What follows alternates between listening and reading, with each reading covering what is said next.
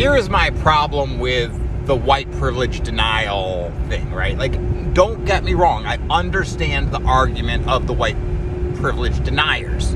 There have been dramatic improvements in legislation as well as the execution of legislation. There's been, I think, improvement in police enforcement and all kinds of things. That's my personal belief. And some of it's up for contention, but we certainly can't say, I think, even from when you talk about legislation all the way down to its application of legislation within the society, I think it's very hard.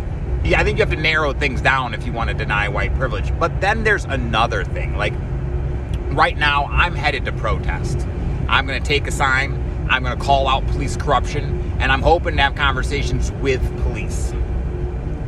And hopefully they don't even know what happened in their police department. And the Seneca police come around and say, who did this? And they hold themselves accountable. I doubt that's going to happen. But we can't put it past them. We have to at least give them that opportunity.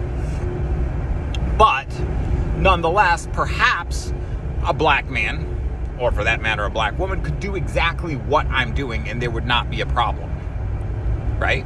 And then you'd say, well, then there's no white privilege. But see, that's not the whole story, because I feel confident that I will get justice. If they arrest me, anything that happens to me, I am confident I will get justice.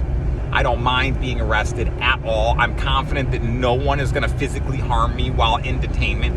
I'm confident of so much. And maybe a person of a different color has the exact same experiences I expect to have if there's a problem.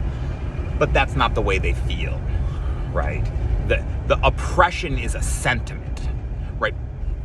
I have tried to get people to join me on this mission right now, my other minorities, because they happen to be the people most interested in the cause, because we're talking about racial tension in Oconee County, right?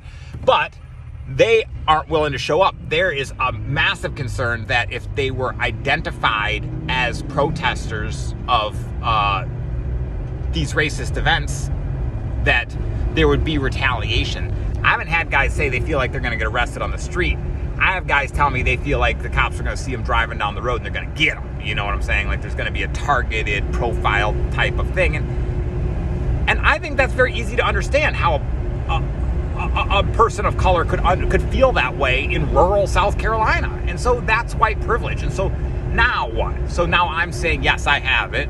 And I'm proud to have it. I'm proud to have my white privilege. I am a strong white man, and I am durable, and I am intelligent, and I'm well-spoken, and I'm willing to make necessary sacrifices for justice. So I think people should be happy I have my white privilege, because I'm willing to use it for good. Now, where does we stand across the board in society, right? Is white privilege overall a good thing? I think that it's not going to go away in any way, and the conversation's not going to shift regarding whether it exists or not.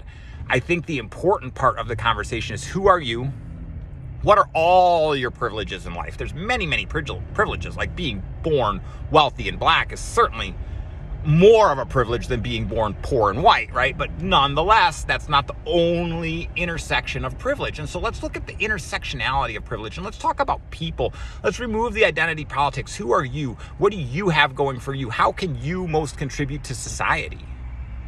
I think these are really important questions. And if you feel that you are privileged, disproportionately privileged, like I do, I'm raised with 2 educated parents. I was raised in a fighting community. My dad stood up for me at every turn. I was never left alone, even into adulthood. So I grew into something that could only happen if it was well protected.